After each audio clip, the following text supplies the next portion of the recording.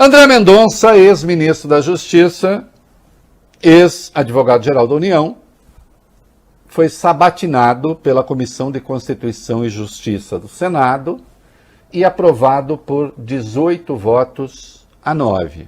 Não é um placar muito auspicioso, né?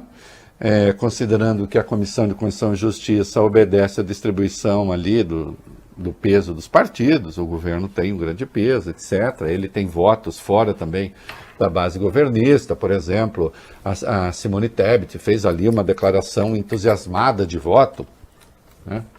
Olha aqui, deixa eu dizer uma coisa.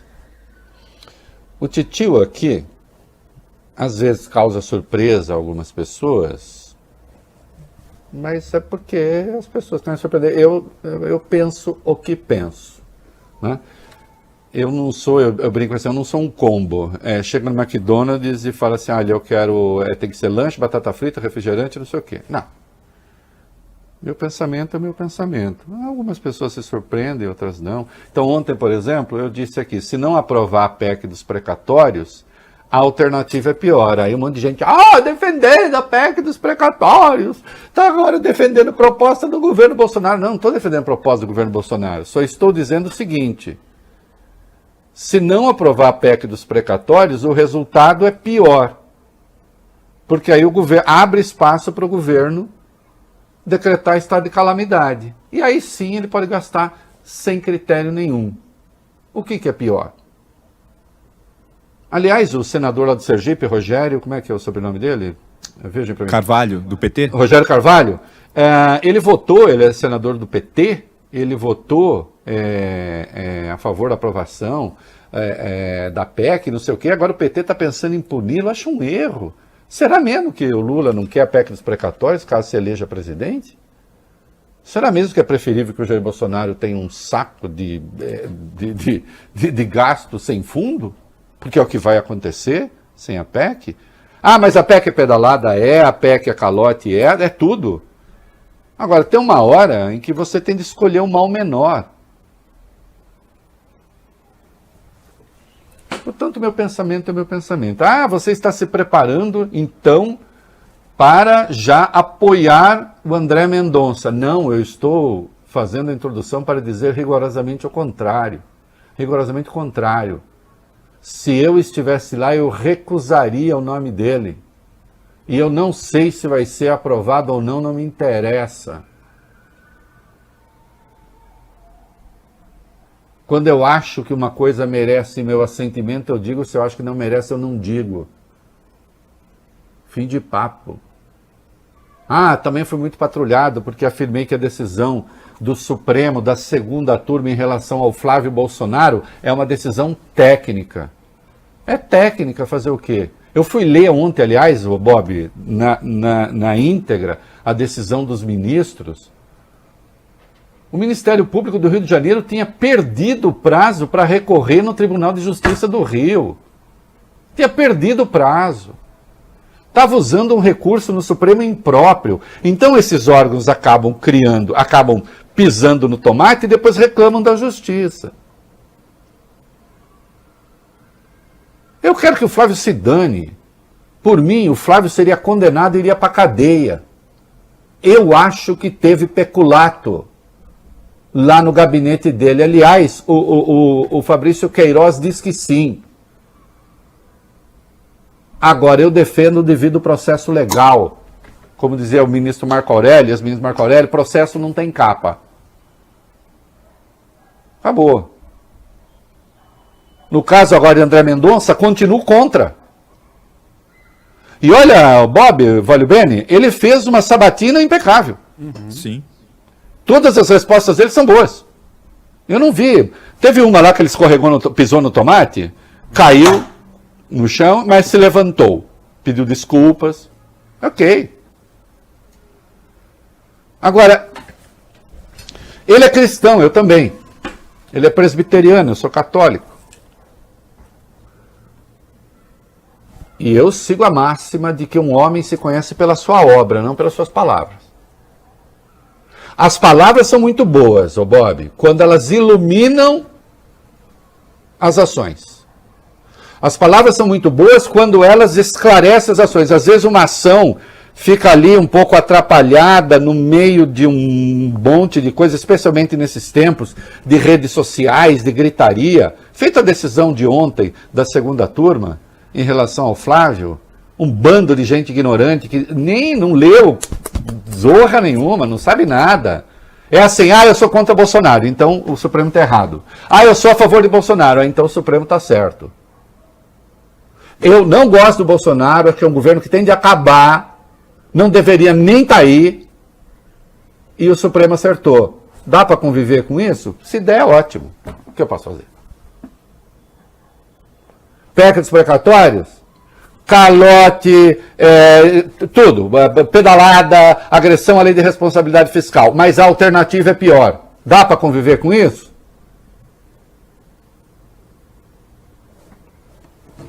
André Mendonça, sabatina impecável, mas atuação lamentável como ministro da Justiça e como advogado-geral da União. E, portanto, o meu voto seria não, ainda que ele tenha dito coisas corretas, no mais das vezes. Ali, no caso da Lei de Segurança Nacional, diz que alguém o indagou a respeito, né, acho que foi o Cajuru, aí ele disse, sentindo-se o presidente da República ofendido em sua honra por determinado fato, o que significa análise individual de a pessoa por si própria, sentir-se subjetivamente ofendida, ele disse que a obrigação dele era acionar. É uma desculpa. Mas a obrigação dele também era, quando o Supremo foi atacado com fogos de artifício, a obrigação dele era, então ministro da Justiça, lamentar clara e objetivamente o que aconteceu, e em vez disso ele emitiu uma nota que dava piscadelas para aqueles que protestavam, para aqueles que se manifestavam.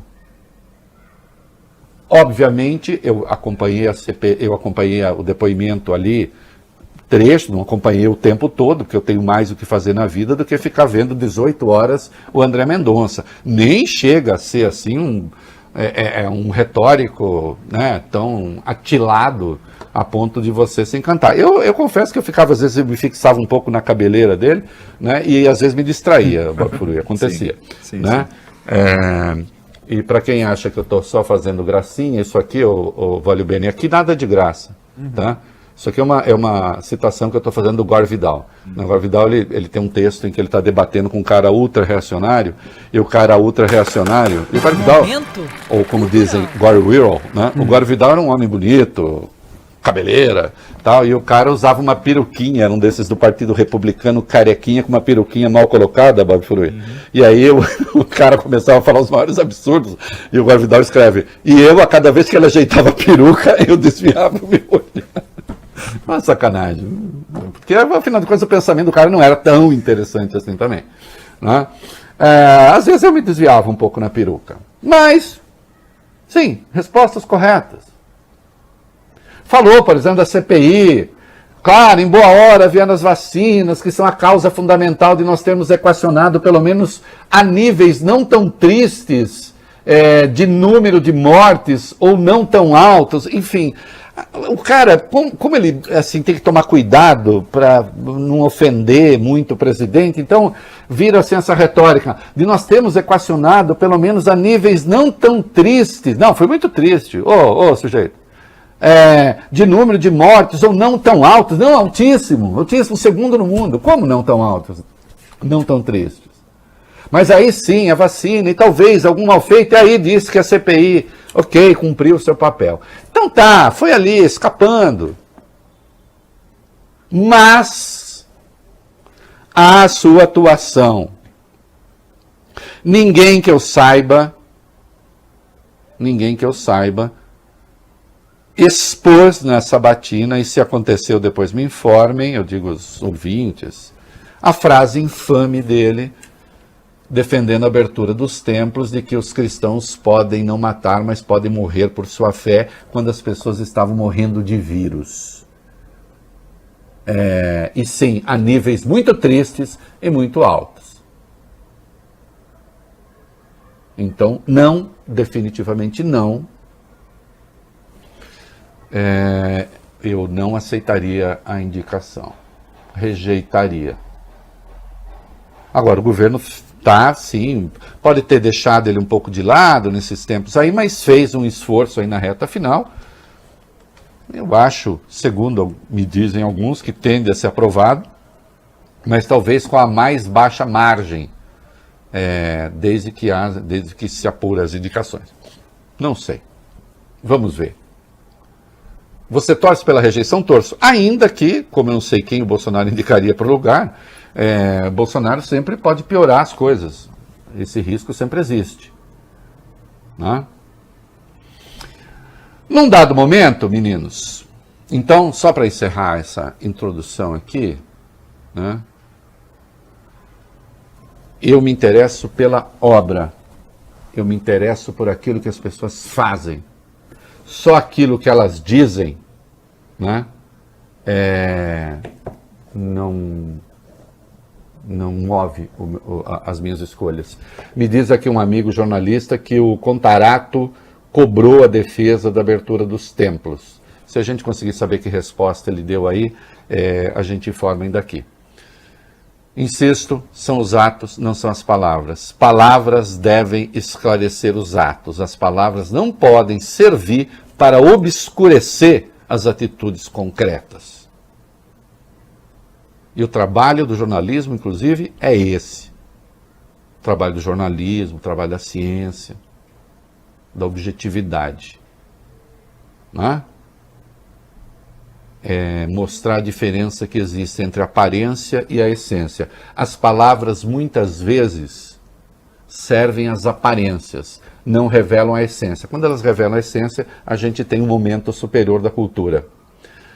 Me diz, o amigo Mendonça disse que os templos voltariam a funcionar com cuidados como distanciamento e uso de máscara. No auge da pandemia, meu senhor, a gente sabe que isso é cascata. Se foi isso que o senhor disse, mais uma vez, são as palavras servindo para driblar a verdade. André Mendonça foi aprovado para o Supremo por um placar de, moleques? 47 votos a 32. Olha, quer ver, não combinei nada, mas eu confio na equipe. Agora, quer ver, se der errado, depois aí vamos ter que parar para conversar e vamos ter que rolar no chão na porrada. Mas eu acho que eles já devem ter algum placar aí de algum outro anterior ao Mendonça. Tem algum só para comparar? Sim, Edson Fachin foi... Vocês estão brincando, jura? Sério? Sim. Ô, gente, que isso, tô até emocionado. O mais apertado até hoje tinha sido Edson Fachin, 52 a 27, também. Nossa, eu lutei muito para não ser aprovado, mas foi. Eu lembro. Tá vendo? O Bob Furui, até todas. Foram 79 senadores nos dois casos nas votações, naquele caso 52 a 27, eram 65% de aprovação, hoje 59% de aprovação. Foi a mais baixa, né, mais nos baixa. últimos tempos. Isso indica ao Mendonça que ele chega, digamos, com um déficit de credibilidade. Justo, que tem tudo a ver com a biografia dele, não é mesmo? Tem. E ele que lute, então, e que demonstre que ele é digno desse cargo. E, Reinaldo, depois que eles chegam lá também, eles ficam até 70, eu sei, mas de qualquer modo estaremos sempre na luta. Não é isso? Ah, você nunca apoiou nenhum ministro? Apoiei o Menezes, direito, conservador, católico, tadinho, morreu, felizmente. Né? Foi um grande ministro.